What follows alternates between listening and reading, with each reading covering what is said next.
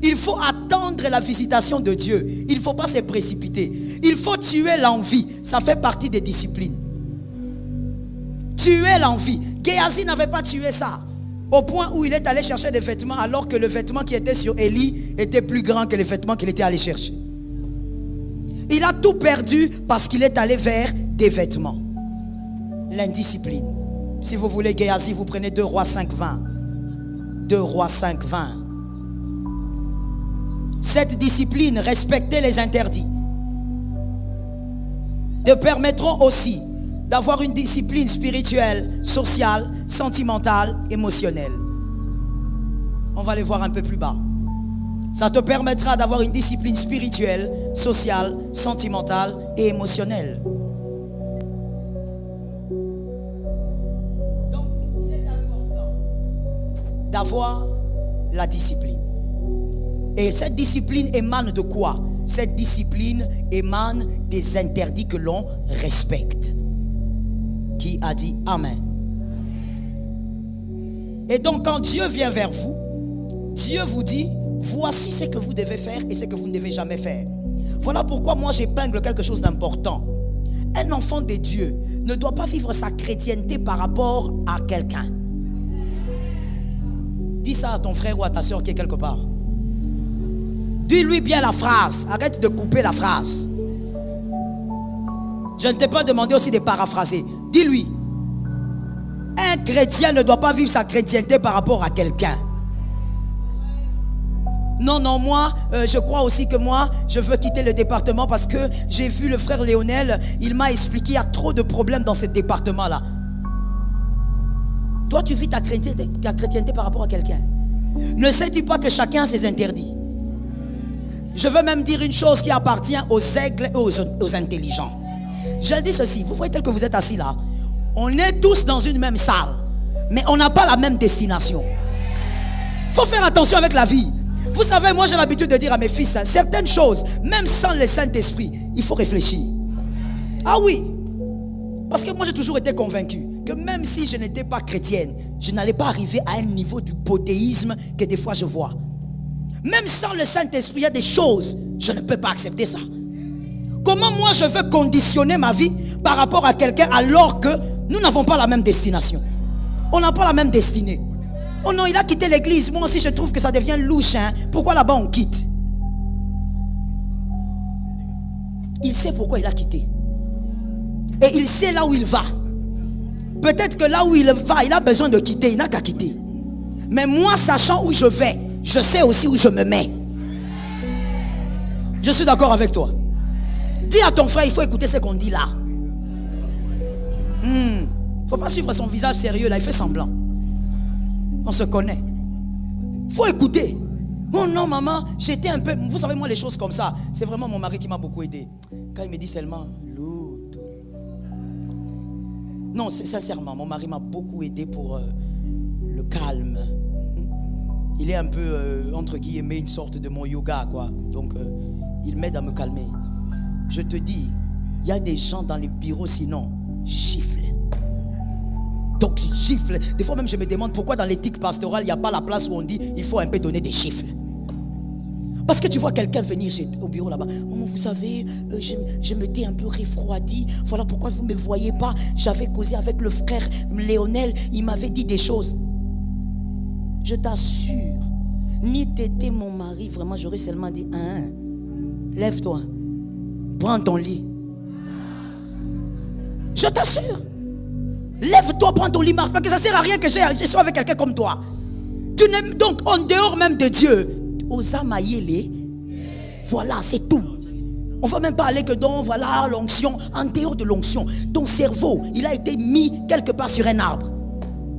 Donc toi tu vas te refroidir parce que tu as rencontré Léonel en route et Léonel t'a dit qu'il est très déçu, l'église là, c'est pourquoi toi aussi tu t'es refroidi. Et tu viens dans mon bureau pour me raconter ça. Moi je vais t'aider à te reglacer. Tu étais refroidi, moi je vais te glacer. Parce que ça ne vaut pas la peine. Il faut savoir mon frère, ce que tu fais même certains païens ne peuvent pas faire. Il faut savoir où on va dans la vie. Toi tu es assis à cet endroit là à l'église parce que l'autre il est chaud. C'est pourquoi tu es assis.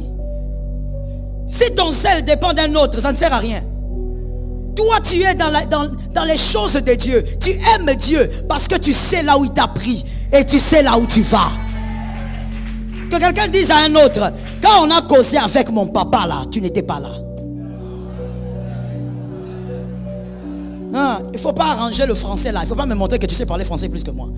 Dis à un voisin, quand je parlais avec mon papa là, tu n'étais pas là.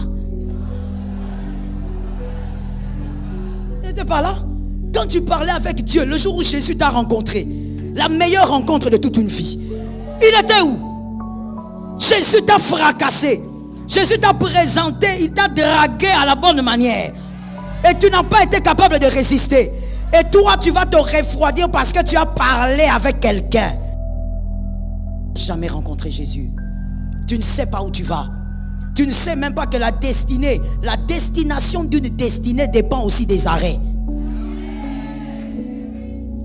La destination d'une destinée dépend des arrêts.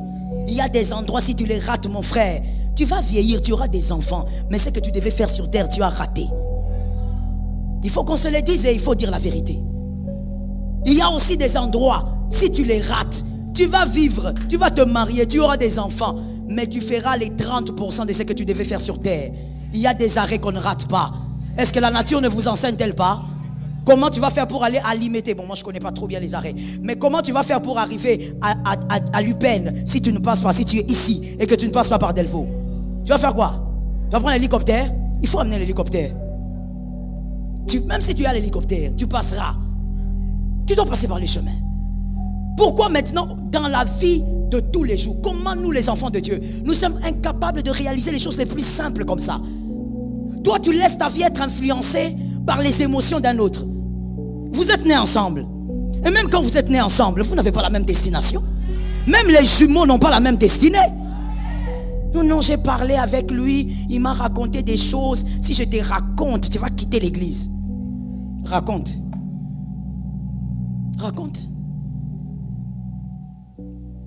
Si Louis pense que pour lui, c'est le temps de partir, laisse-lui partir. Toi, tu dois savoir aussi, tu vas où? Vous savez, il y a un frère qui était venu avec ce genre de choses dans mon bureau. Il raconte, je les regarde. Il croyait que mon calme là était onctionnel. Or, mon calme n'était pas onctionnel. J'intercédais pour l'onction samsonique, que ça puisse me quitter. C'était déjà monté. Je le regarde, j'ai dit, frère, tu as fini? Oui, maman, je tenais vraiment à vous dire, vous savez, vraiment, j'ai passé des moments où je devais vraiment réfléchir. J'ai dit, tu as fini? Oui, maman. Je dis, va continuer à réfléchir. Ah, maman, comment? Je dis, va continuer. Oh, il faut continuer de réfléchir. Parce qu'il y a certaines choses que seul un enfant peut sortir de sa bouche. Est-ce que quelqu'un m'entend? Le jour où tu as rencontré Jésus, tu étais peut-être seul. Et même si vous étiez nombreux, la rencontre s'est faite individuellement. Là où tu vas, Dieu t'a dit seul. À moins que tu ne saches pas où tu vas. Ta destination terrestre, Dieu t'a parlé seul. Alors va là où tu vas. Dis à un frère, laisse-moi aller là où je vais. Ah, voilà. Il faut lui dire ça déjà maintenant et tout de suite. Qu'il sache. Qu'il te laisse aller là où tu vas. Et donc quand Dieu accorde des interdits, c'est pour te permettre à vivre dans la discipline et d'atteindre tes objectifs. Et je dis que la deuxième catégorie était la catégorie des personnes qui n'y arrivent pas parce que elles banalisent. Elles banalisent, elles négligent, elles trouvent que c'est rien de grave. Dieu a parlé, mais bon, je ne suis pas obligé. Voilà le problème. Et généralement, au milieu des hommes qui banalisent, il y a beaucoup de jaloux. Parce qu'ils jalousent quelqu'un demain alors que Dieu voulait aussi l'amener vers l'objet de sa jalousie dans le présent. Je ne sais pas si quelqu'un a compris. Quand tu m'écoutes, il faut bien écouter.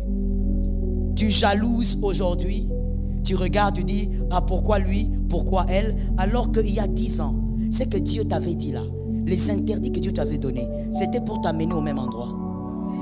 Mais seulement toi, comme tu es tellement paresseux, tu es négligent, tu avais négligé. Maintenant aujourd'hui tu jalouses les autres. Personne ne peut arriver au sommet sans discipline. Que ça entre bien. Et donc vous voyez les gens banalisés. Et au milieu de ces hommes là, il y a des jaloux. Pourquoi? Pourquoi? Et vous savez, quand la jalousie déborde, hein, c'est un sentiment très bizarre, la jalousie. Quand elle déborde, vous commencez même à dire des choses que même le diable commence à se poser des questions. Quand vous êtes trop jaloux, vous commencez à dire, voilà, c'est les fétiches. Tu vas dire c'est les fétiches même pour un enfant qui devient premier de la classe. C'est les fétiches. Non, comment ces enfants sont toujours premiers? C'est les fétiches. Comment ça, ses filles, ses maris sans être engrossés? Lionel, toi tu connais un fétiche là où on donne aux filles, comme ça ils vont se marier sans être engrossés. Non, quand sa fille devient, elle est un peu bonifiée, là elle est jolie. Fétiche, tout. Maintenant les démons commencent aussi à mettre les make-up. Les démons sont devenus des maquilleurs. Quand tu vois une belle femme, esprit des sirènes, ok. Je ne savais pas que les démons avaient aussi des make-up. Ils mettaient les make-up aux gens. Tu commences à tout jalouser et tu commences à donner des noms bizarres qui dépassent même l'intelligence. Le problème c'est quoi? Tu ne comprends pas comment l'autre est arrivé là où toi tu n'arrives pas à arriver. Parce que c'est ça au fait la jalousie. Ce n'est même pas le fait de ne pas être encore arrivé. C'est le fait que tu n'arrives pas à atteindre ce que l'autre est devenu. Tu te bats mais tu n'arrives pas. Quand Dieu t'avait parlé il y a 10 ans, tu étais où? Pourquoi autant de négligence? Quand Dieu t'avait parlé il y a 5 ans, toi tu préférais faire quoi? Non, toi tu préférais rester à la maison, tu préférais faire vraiment mener ta vie comme tu voulais. Il y a des choses que Dieu a dit à ton âme il y a des années. Ça t'aurait amené loin aujourd'hui si tu avais obéi. Tu serais très loin, tu serais peut-être même pas là. Mais tu es là pourquoi? Parce que tu n'as pas été capable d'obéir. Vous savez, avec Dieu, on ne dit pas, ah bon, ça c'est une petite directive, hein? Je peux m'en passer. Avec Dieu, il n'y a pas de petite et de grande. Ce qu'il t'a dit, la respecte. Si Lionel, Dieu te dit, à chaque fois que tu viens à l'église, mets-toi toujours sur la première chaise. Ne dis pas, ce n'est qu'une chaise. Mets-toi là. Et fais-le comme Dieu a dit. Ne dis pas, non, ça c'est rien du tout, maman. C'est juste que j'étais fatigué ce jour-là. Voilà pourquoi tu n'es pas à ta place. Alors arrête de jalouser les gens. Quand quelqu'un va de l'avant, acclame son élévation. Allah est là nous disant ce que tu ne célèbres pas. Ah non, c'est pas possible. Ça ne peut pas t'atteindre. Alors s'il te plaît, célèbre quand quelqu'un fait quelque chose de bien. Arrête de chercher l'époux dans ce qu'il fait. Quand il fait quelque chose qui marche, célèbre. Comment il est arrivé là, ça ne te concerne pas. Célèbre. Dis à Dieu, Seigneur, quand tu fais des choses comme ça, je bénis ton nom. Parce que je comprends que tu peux amener un homme jusque là. Ça tombe sur tes enfants au nom de Jésus. Il y a des gens qui ne sont pas venus prier. Je fais tomber ça sur ceux qui sont venus prier. Tu regardes, tu dis, oh Seigneur, je te bénis. Tu as élevé mon frère jusqu'à ce point. C'est que tu peux encore élever les hommes. Surtout dans le monde d'aujourd'hui, il faut être content quand tu vois un chrétien être élevé. On en a besoin. Les païens nous insultent tellement qu'on a besoin de voir Dieu élever les hommes. Alors entre dans ta discipline au nom de Jésus. Est-ce que quelqu'un m'entend très bien? Quand tu vas voir quelqu'un en train de dire, ah, en tout cas moi j'aurais rêvé d'être l'or. Tu veux être l'or. Toi tu veux être l'or. Tu sais par quoi elle est passée? Tu connais ses interdits? Toi tu n'arrives pas à respecter déjà tes interdits à toi. Si je devrais parler même des musiciens que nous avons aujourd'hui dans le monde chrétien, parlons seulement du Congo. Hein? Non seulement il y a un esprit de suivisme, tout le monde veut faire la même chose, alors que, oh my God, j'étais déjà enseigné ça ici. On ne devient pas glorieux en étant une copie. C'est pas possible. C'est ce que tu ne comprends pas. Moïse, c'est ce que tu m'entends. Vous les musiciens, on ne devient pas glorieux en étant une copie. Si tu es une copie, tu resteras la copie. On va dire, ah, il chante comme. Ah, la voix là, c'est comme. Ce sont les précurseurs qui sont élevés. Ce sont les précurseurs qui vont de l'avant. Dans ton domaine, sois un précurseur au nom de Jésus. Tout en respectant tes interdits, sois un précurseur. Arrête de vouloir faire comme l'autre. Tu commences même à vouloir danser comme. Oh, come on. Ou je commence à voir même les parler en langue comme. Ça c'est vraiment. Je me réserve de dire ce que j'allais dire. Ah, même les parler en langue tu copies. Tu crois que c'est dans ce parler en langue là qu'il y a l'onction? Cherche l'intimité avec le Saint-Esprit et tu vas ressentir l'onction dans le parler en langue que tu recevras de Dieu. Arrête d'être une copie. Les gens ne cherchent pas des copies. Toi tu cherches des copies. Si on te présente l'original et la copie, tu vas prendre la copie. On n'en a pas besoin. Alors bien-aimé, ne banalise pas les interdits que Dieu t'a donnés. Si tu as oublié les interdits de ta vie, prie. Aujourd'hui, tu vas dire à Dieu, Seigneur, rappelle-moi, pardonne-moi. J'ai tellement été négligent que j'ai oublié même les interdits. Rappelle-moi, je veux reprendre la course. Que quelqu'un dise, ça doit reprendre. La discipline fait partie des éléments qui démarquent les hommes. Quand tu vois un homme se démarquer dans un domaine, mon frère, arrête d'écouter les causeries des rues. Il n'y a pas sorcellerie fétiche, c'est la discipline. Quelqu'un qui se démarque dans un domaine, il a fait quelque chose que toi, tu n'as pas été capable de faire. Il a commencé à faire des choses que le commun de mortels ne fait pas. C'est tout. Il a commencé à agir comme un homme particulier. Il est sorti du lot. Quand Dieu veut visiter un homme ou même toi, il te rend extraordinaire en respectant les interdits.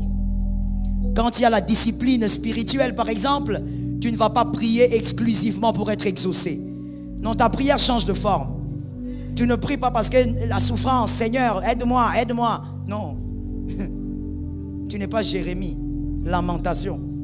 Toi, ta prière a changé de forme. Toi, tu pries parce que la prière, c'est ta vie. Tu vis par elle. Ça change de forme. Pourquoi? Tu es entré dans la discipline spirituelle. Ça change de forme. Tu ne manges pas parce que tout le monde mange. Non. Il y a même des gens, tu cherches même des fêtes pour aller manger. Tu t'organises. Il y a la fête où? La sœur Léonce, elle s'est mariée. On va aller. Même sans invitation. Et quand tu arrives, les danses là qu'on fait là, ça ne te concerne pas. Oh, la mariée. D'ailleurs, ton cœur est tellement noir que quand tu la vois, tu as mal au cœur. Sa robe t'énerve. Quand tu vois l'homme entrer, regarde ses chaussures, pourquoi il a porté les mocassins? Maman, c'est pour toi. Les mocassins là, c'est pour lui. Eux, ils ont voulu porter les mocassins. Dans leur mariage, ils ont voulu que l'homme porte. Alors, pose la question à ton frère, est-ce que c'est ton problème? Faut guérir, hein? Toi, non seulement tu es venu dans les mariages d'autrui, tu es venu manger, mais tu critiques. Viens manger, limite-toi à manger là. Tu es venu manger. Tu es là comme ça et puis tu attends le buffet. Grave encore, il y a des gens même qui trichent là. Oh mon Dieu, que Dieu délivre l'église. Ce qui est grave, c'est que ces personnes-là sont dans les églises. Ils sont au protocole, ils sont chantres, ils sont partout. Et tu vas le voir là, quand le buffet commence, il quitte même la ligne. Ça veut dire il fraude dans la ligne du buffet. Oh God. Il regarde vraiment la première ligne. Mon frère, tu fraudes dans la ligne du buffet. Tu crois que là où tu es au fond, tu ne vas pas manger. Donc regardez un peu les genres des personnes. Regardez. Donc il aime tellement manger que même là. Et quand il arrive, on sert. Il dit même, ajoutez. Les buffets, on te sert, qu'on ajoute. Tellement que tu... Donc tu sais que c'est quelqu'un de sans discipline. Il aime la nourriture comme il aime je ne sais pas quoi. Mon frère, je vais te dire quelque chose que j'ai entendu un homme de Dieu dire. Et c'est vrai, je te le dis aussi. Celui qui aime trop manger ne peut pas vivre certaines gloires. Non, j'ai besoin de 3 amen. C'est vrai. Dans le monde de Dieu, à moins que tu ailles ailleurs, avec Dieu, il y a certaines gloires que tu ne vivras pas si tu aimes manger tout le temps. Lundi tu manges, mardi tu manges, mercredi tu manges, jeudi tu manges, vendredi, samedi là maintenant tu commences à manger pour double. Tu dis c'est le week-end, il faut que j'amplifie. Tu consommes même ce que tu ne devais pas consommer le week-end. Et tu oses même dire, comme je connaissais une dame qui disait, le week-end il faut se faire plaisir, alors qu'elle a commencé à se faire plaisir depuis le lundi. Vous comprenez un peu le terme, non? Le terme qu'on utilise quand on fait par exemple un régime. On dit bon, on fait régime, mais il y a un jour, il faut se faire un peu plaisir. On prend un peu ce qu'on veut. C'est comme ça, ça fait partie du régime aussi. Mais non, elle dit quoi? Je me fais plaisir le week-end. Or, depuis le lundi, regarde la boule. Et puis toi, une femme, vraiment, tu manges une grosse boule comme ça, pourquoi? Entre moi et toi, vraiment, pourquoi tu manges une grosse boule comme ça? Regarde comment tu n'arrives pas à bien dormir. Hein? Tu ne ronflais pas, tu commences à ronfler. Parce que tu exagères. Il ne faut pas exagérer dans toutes choses. Il faut être équilibré. Tu es là comme ça, tu commences à 5 heures, tu bouffes. Tu travailles à la maison, les travaux. Quand tu finis, vers 11 heures, tu bouffes. Quand tu prépares, Maman, la vérité c'est que il y a des grâces et des gloires qu'on ne vit pas quand on est un mangeur. Il y a des jours où il faut dire aujourd'hui là, toi tu dois m'oublier. Il y a des périodes où il faut dire pendant 4 jours, toi tu vas m'oublier. Qu'on prépare, comme je connais une dame, elle jeûne seulement quand on prépare des mauvaises choses. Elle décrète son jeûne à la minute. Je vous dis des choses réelles. Hein? Elle décrète son jeûne à la minute. Quand on prépare ce qu'elle n'aime pas, je suis en jeûne. Elle va prier. Dès qu'elle voit seulement ce qu'elle aime, la chèvre, le poulet, je veux continuer les jeûnes demain. Même Dieu sait que j'ai prié. On parle pour que tu guérisses. Je parle pour que tu sortes de là. La discipline te permet aussi de comprendre que la gloire de Dieu passe par le jeûne. Mais les hommes du monde ont compris ça.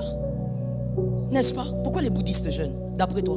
Et je veux te dire, hein, les bouddhistes jeûnent plus que les chrétiens de loin. Ce n'est même pas comparé. De très loin. Mais pourquoi ils jeûnent? Pourquoi ils savent qu'il faut jeûner? Ça élève l'esprit. C'est comme ça que tu verras que tu pêches facilement. C'est comme ça que tu verras que tu es adonné à la pornographie. Que facilement tu regardes les images sales. Ton corps n'est pas dompté. Ça veut dire ton esprit n'est pas élevé. Ton corps a trop de place. Et parmi les choses qui affaissent le corps, ou plutôt qui élèvent le corps, c'est le manger. Ça te rend fragile. C'est bizarre mais c'est vrai. Est-ce qu'il faut jeûner à outrance? Non, parce qu'on a besoin aussi d'avoir une bonne santé. Mais tu dois savoir que quelqu'un de discipliné et qui veut voir certaines gloires dans sa vie, sur une semaine, tu dois jeûner au moins 3 fois. C'est le minimum, 3 fois. Parce qu'il y a des choses que tu veux vivre. En fait, pourquoi cette discipline? Cette discipline doit t'amener, parce que c'est ça le pouvoir de l'esprit. La discipline doit t'amener au niveau où la nourriture n'a pas d'emprise sur toi. Pourquoi je parlais de ceux qui aiment manger jusqu'à aller même dans les fêtes? Parce qu'il est dominé même par la nourriture. Ça veut dire que quand il voit la nourriture, même s'il avait décidé qu'il entre en jeûne, il va couper le jeûne. La nourriture a un pouvoir extraordinaire sur lui. Ton esprit doit se lever. Et rien ne doit avoir le pouvoir au-dessus de l'esprit. Évidemment en dehors de Jésus de Nazareth. Et donc, dans cette discipline spirituelle, il y a aussi la méditation de la parole. N'écoute pas seulement la parole prêchée. Avec les téléphones qui ont pollué la vie chrétienne, n'écoute pas seulement les prédications dans ton téléphone. Et des fois même quand tu écoutes, tu ne vérifies même pas ce que tu écoutes. Tu n'as pas la Bible avec toi, tu ne consultes pas la parole. Médite la parole. Lis la Bible. Si on te donne la Bible, on te dit trouve-moi Habakkuk, tu sais où se trouve Habakkuk. Tu ne commences pas au début jusqu'à la fin, tu cherches Habakkuk. Tu commences à Genèse. Tu crois qu'Habakkuk c'est le petit frère de Noé. Tu commences à chercher Habakkuk dans Genèse. Habakkuk Habakkuk. Tu crois même qu'Habakkuk est une femme. Pourquoi? Parce que tu touches jamais la Bible, toi, ça ne te concerne pas. Toi seulement, les prédications, oui, j'en ai dans le téléphone. Lis la Bible. La méditation de la Bible ouvre la révélation. Il y a des choses qu'on ne va pas te prêcher jamais, mais tu vas comprendre toi-même en méditant. Des grandes révélations vont tomber sur toi. Pourquoi aujourd'hui on arrive à prendre des hommes comme des femmes? Moi je crois que c'était seulement des femmes. Mais j'ai appris dernièrement que même des hommes, on prend comme ça par un, je ne vais pas l'appeler homme de Dieu, on prend par un charlatan, on amène un homme là-bas, un homme grand. Que Dieu nous délivre. Que quelqu'un dise à son âme que Dieu nous délivre. Un homme grand, un homme qui a déjà plus de 20 ans, un homme grand, on le prend par un autre homme grand. Que quelqu'un me dise un autre homme grand. Il le prend là-bas et il va le wind. Ça c'est pas l'homosexualité ça. Ça c'est quelle saleté ça. Toi aussi homme grand que tu es là, tu te déshabilles devant un homme, tu n'as pas honte? À ton âge tu peux te déshabiller devant un homme qui est comme toi avec la barbe. Abomination. Moi je me dis, quand on m'a raconté ça, je dis c'est le début de l'homosexualité. Ça c'est l'initiation à l'homosexualité. Comment un homme peut t'amener? Tu dis oh non, le prophète m'a amené. Il t'a amené où? Pendant qu'il te dit il enlève la chemise, tu enlèves aussi avec la barbe. Et tu le regardes aussi en face. Vous deux seulement dans la forêt. Tu crois que tu es qui? Adam? Même Adam n'était pas avec un homme. Oh! Ne me regarde pas comme ça, je m'adresse à toi. Oui? Vous faites semblant ici des fois que voilà on maîtrise. Non, on vous embobine pour un rien. On t'amène où? Oh non, maman, le prophète m'a demandé d'aller entrer avec lui en retraite. Ah bon? Vous deux seulement, homme. Vous allez en retraite. La retraite là, la forêt là, au fin fond. Il n'y a pas des gens là-bas. Vous dormez qu'à deux. Tu vas monter là-bas. Moi, je sais que tu t'appelles Henri. Tu vas redescendre, tu t'appelles Henriette. Tu es devenu Henriette. On t'a envoûté. Et tu commences à faire des choses bizarres, sales. Médite la parole. Tu sauras ce que tu ne peux jamais faire. Même quand on dit non, voilà, Dieu, il est au-delà de la parole. Oui, mais quand tu la médites, tu sauras que là, c'est pas Dieu. Ça, non. Ça peut pas être Dieu qui me demande des choses comme ça. Parce que plus tu lis, plus l'Éternel est en train de travailler ton intelligence par sa révélation. C'est pas parce que quelqu'un a le titre de pasteur, prophète, tout ce que vous voulez, archi-Dieu, qu'il peut te demander de faire n'importe quoi. Pourquoi? Des fois, vous savez, quand quelqu'un vient te dire, écoutez, voilà les directives que Dieu m'a données, fais ceci, fais cela. Est-ce que tu sais que le même Saint-Esprit peut te parler aussi? Tu sais qu'il peut te convaincre aussi toi-même?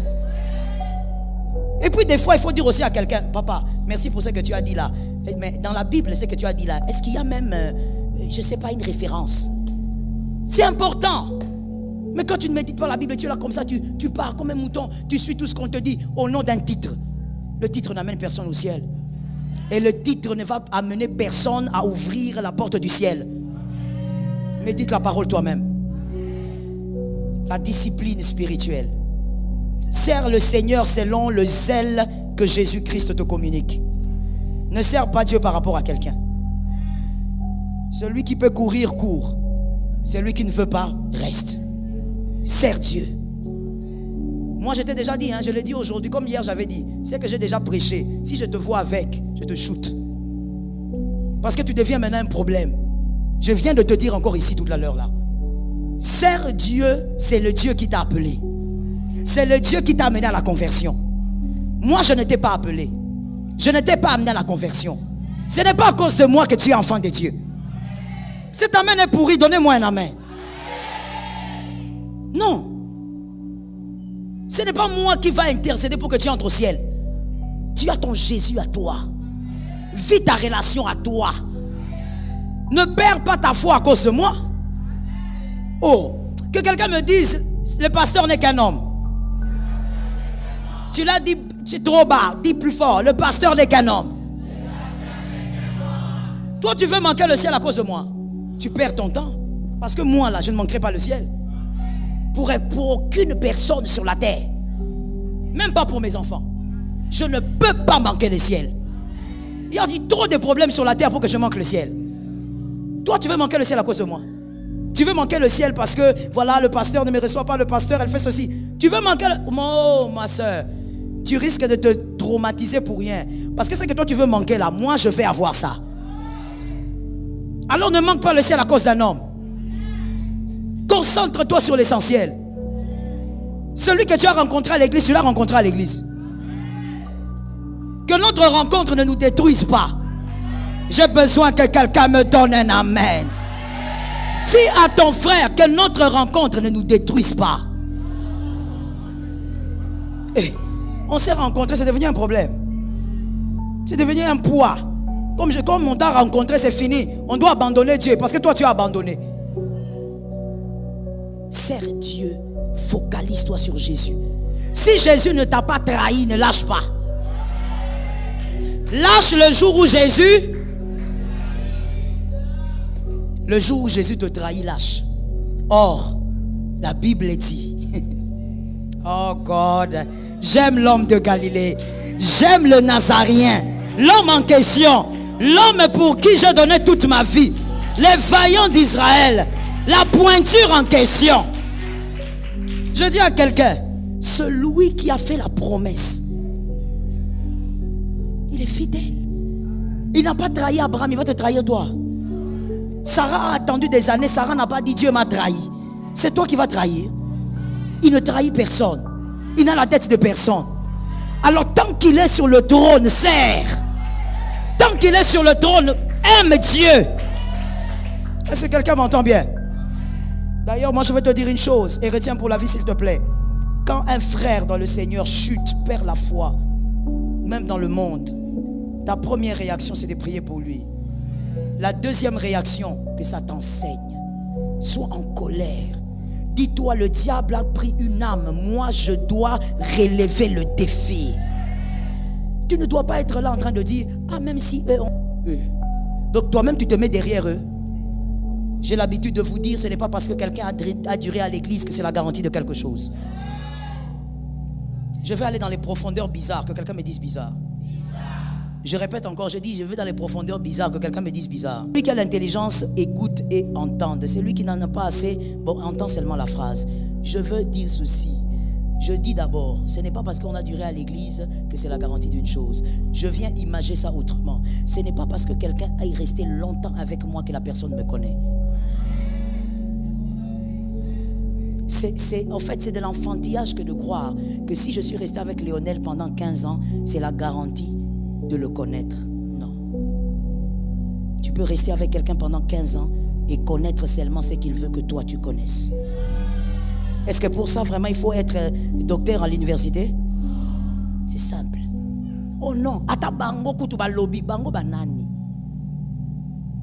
Bango banani. Focalise-toi sur ta place. Mais il y a un adage français qui dit, ça fait longtemps que j'ai entendu ça au fait. Il y a un adage français qui dit, et on avait l'habitude de le dire quand on était enfant, c'était juste pour taquiner les autres, entre frères. Celui qui laisse sa place, voilà. Celui qui part à la chasse, je me rappelle encore, j'avais l'habitude de faire pleurer mon petit frère avec ça. Quand on regarde la télé, il se déplace un peu. Je me mets, c'est lui qui va à la chasse. C'est ça la vérité, mon frère. Le monde a compris. Pourquoi toi tu ne comprends pas? Chacun a sa place. Comme tu es venu t'asseoir là, moi aussi je suis venu m'asseoir. Que chacun reste à sa place. Si tu trouves que pour toi la place ça commence à te déranger, ça a des épines, déplace-toi, laisse-moi là. Faut pas m'influencer pour m'amener dans les ravins. Est-ce que quelqu'un m'a bien entendu? Toi tu as écouté un jour Isaac en train de dire à Ismaël, Ismaël, tu es où là où tu es? Invite-moi, je veux venir. Chacun de son côté. Tu es Ismaël, va dans le désert.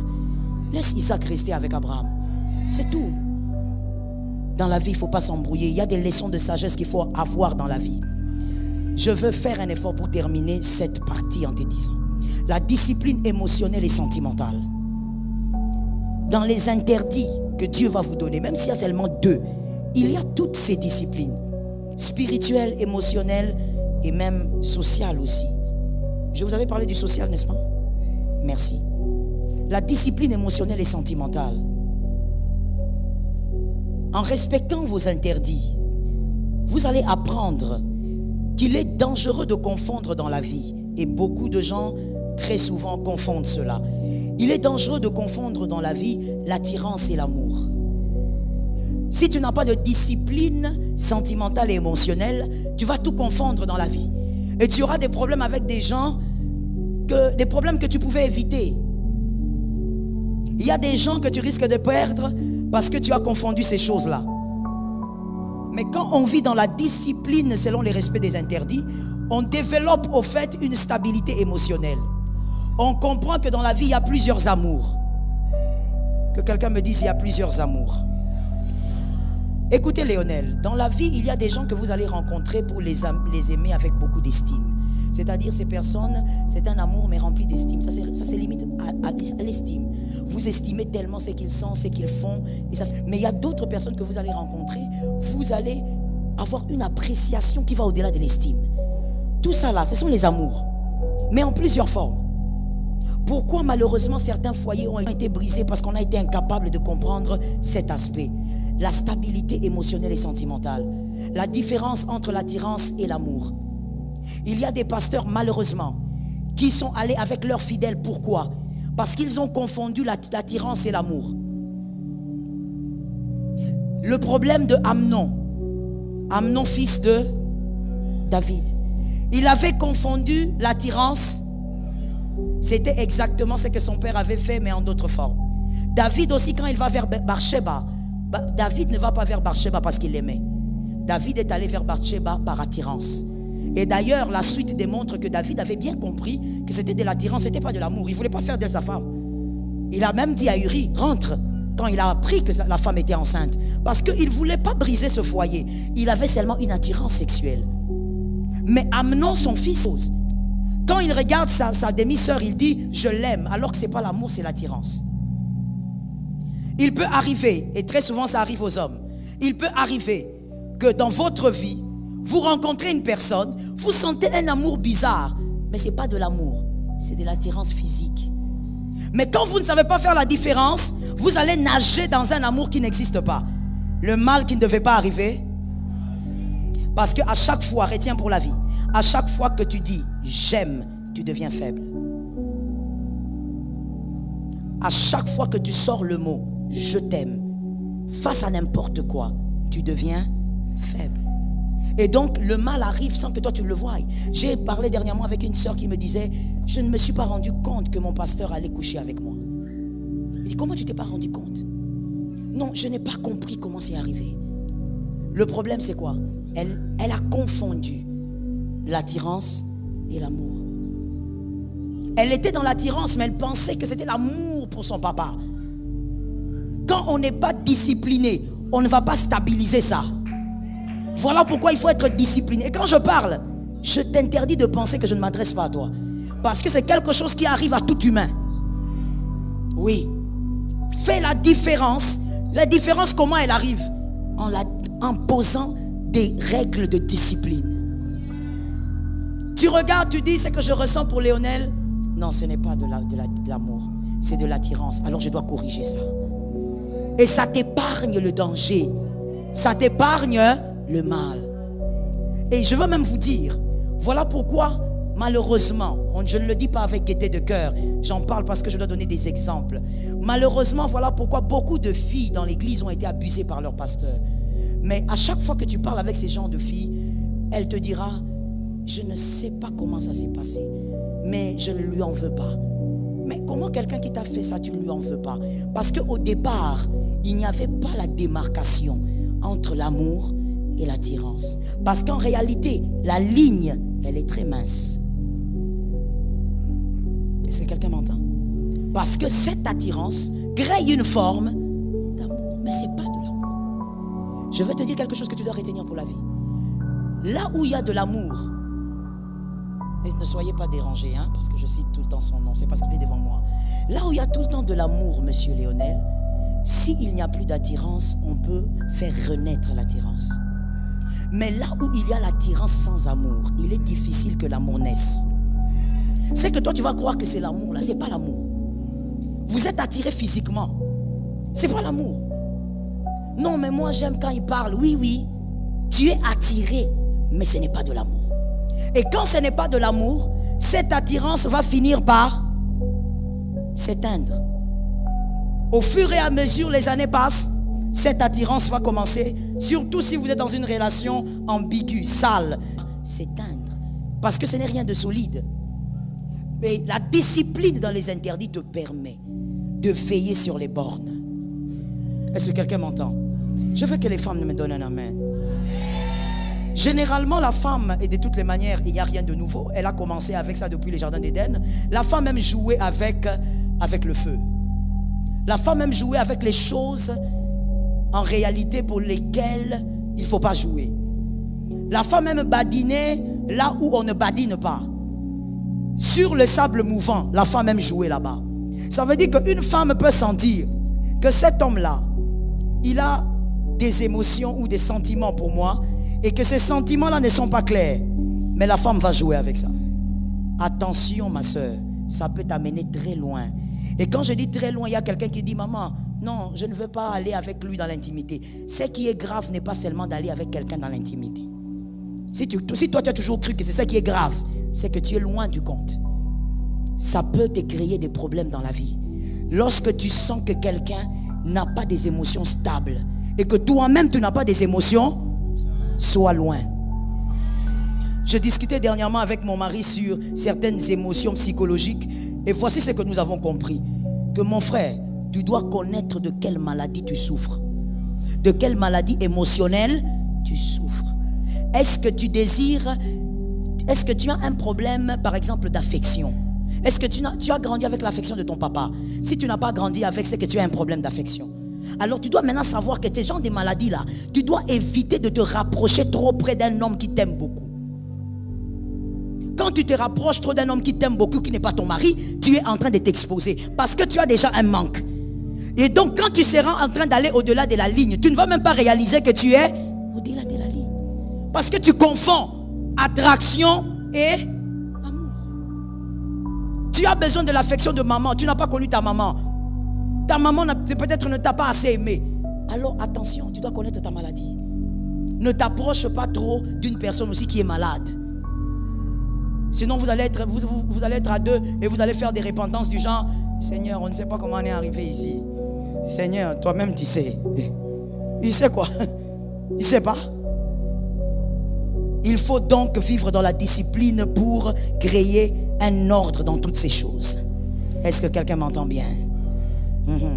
Et tu dois aussi être discipliné au niveau de tes émotions. Les émotions viennent, partent. Donc tu dois savoir comment les gérer.